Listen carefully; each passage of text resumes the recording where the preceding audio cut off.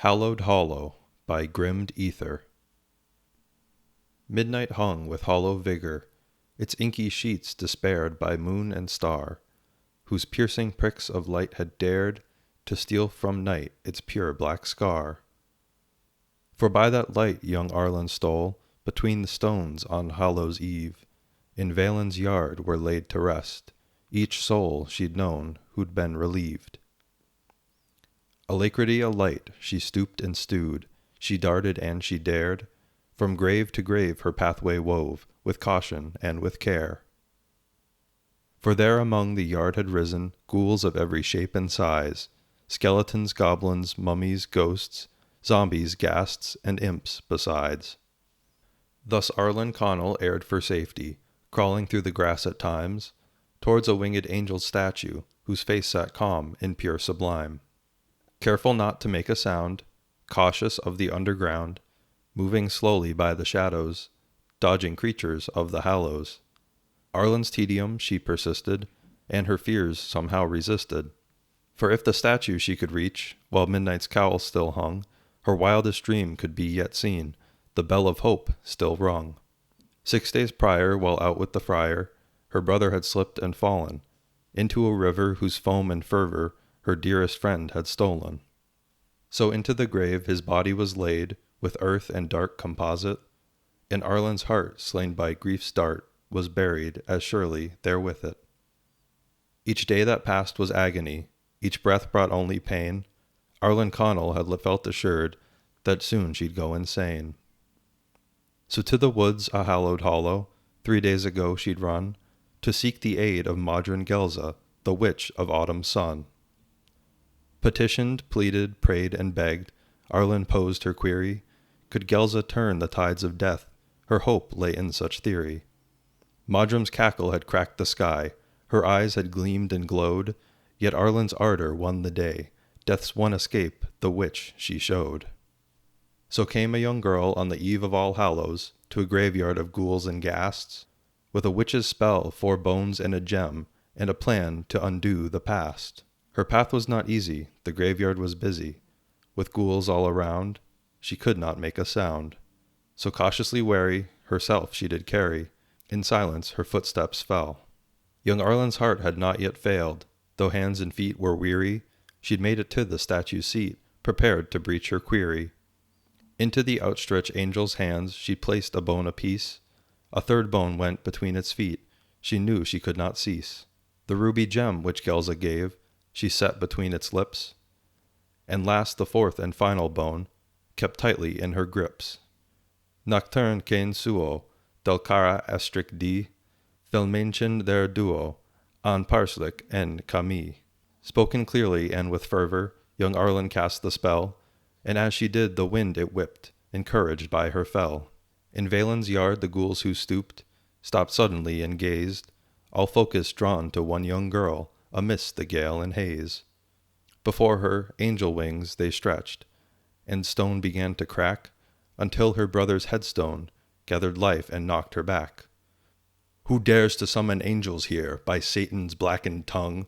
You've sinned against the heavens, girl, your passing won't be sung. A sword of flame appeared just then, within the angel's palm, yet as its path crashed down to meet her, young Arlen she stayed calm.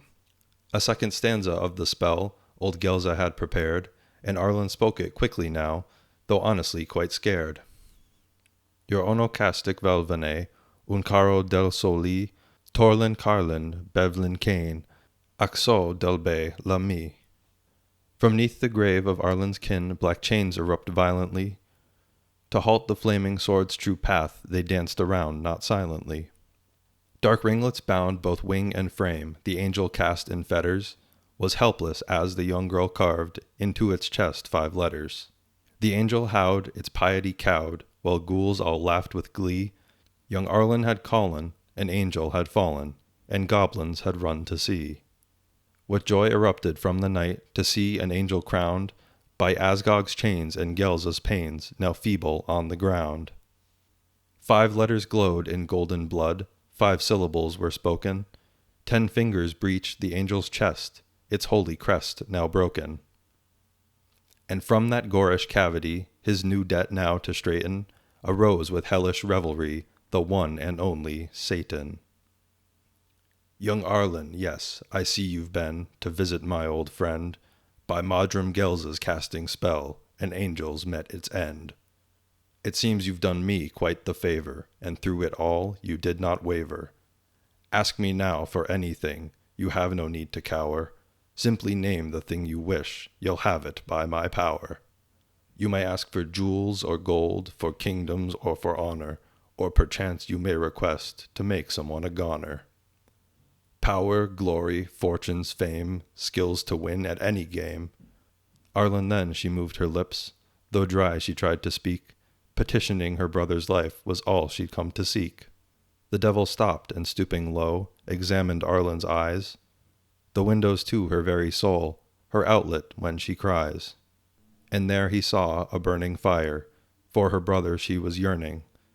Though death had called and soul had fled, she would not leave her best friend dead. A resurrection it shall be. Fret not, young Arlen, you shall see. And rising up into the air, that rascal Satan hovered there. Reaching out a hand he yelled, the angel's body lifted. Still fettered by hell's darkest chains, in the night it drifted. Belzog, he screamed, and when he did, the angel tore in two, its golden veins exploding ichor, soaked the grave right through. Teltan Nick Ree, Onfelden Rays. The devil screamed out next, and all the blood began to glow. It surely had been hexed. Deep into the earth it creeped and crawled, and drained down through the grave, reaching Arlen's brother's bones, his life that night to save. Mictreant Kalau, Drot Kane, came Satan's final call, and all the earth that filled the grave departed, but not all. A staircase steep of dirt and stone allowed her brother's egress. From the hollow grave he rose to end his sister's distress. Abric Connell had cheated death and left its endless vault, and while he climbed those steps that night, young Arlen laid down salt. A ring of nature's seasoning she laid out without a seam, around that devil Satan, and when she did, he screamed. Young Arlen did not hesitate, old Gelsa showed her how, the method of her seasoning, 'twould end the demon now. As Abric came to take her hand, young Arlen then revealed a hefty sack of candied sweets, the devil's fate was sealed. For all within the salted cage, she'd emptied out her sack, caramels, hardtack, fondant mallow, she'd never get them back. With sweets you think that you can keep me, or with salt you might defeat me?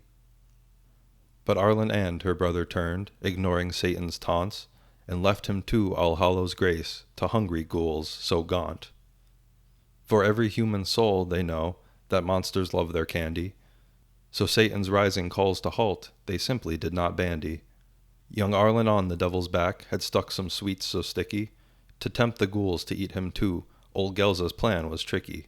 And as old Satan fell into the monster's teeth and bellies, the children passed into the night, their safety now unsullied.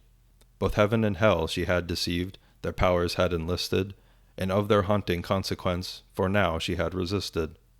For all she cared her brother lived, while ghouls and demons cowered, aghast by Gelsa's blinding spells, their absolution soured.